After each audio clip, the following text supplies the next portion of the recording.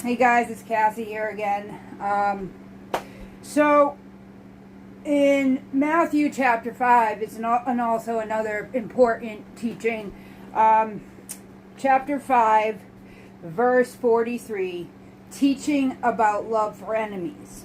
You have heard the law that says, love your neighbor and hate your enemy. But I say, love your enemies, pray for those who persecute you. In that way you will be acting as true children of your Father in heaven. For he gives his sunlight to both the evil and the good, and he sends rain on the just and the unjust alike. If you love only those who love you, what reward is there in that? Even corrupt tax collectors do that much. If you are kind to only your friends, how different are you from anyone else? Even pagans do that. But you are to be perfect, even as your Father in heaven is perfect. That is powerful. That is powerful. How many of you that watch this, you guys can write in the comments, you can say whatever, actually pray for your enemies? How many of you have prayed for your high school bully or your elementary school bully?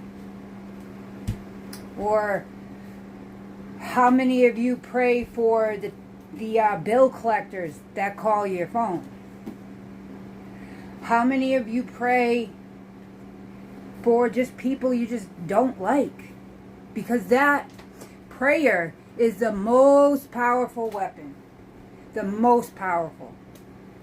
No weapon formed against me shall prosper. Fact. Okay, because I pray every day. I pray the blood of Jesus over my children every day. I pray it over my household. I pray it over my family. I pray before I leave the house to go pick up my girls from the bus. I pray before we leave in the morning to bring them to the bus. Okay? I pray for my children and myself constantly. And I'm constantly asking God for forgiveness for what I'm doing wrong. Okay? If I curse, if I swear, I ask for God, forgive me. Please forgive me. And I truly mean it. I ask Him for forgiveness from the bottom of my heart. And that's where everyone's messing up. They're getting you guys are too worldly. And you guys are believing all the fake crap. I'll be back in a couple minutes. I'm already at 3 minutes.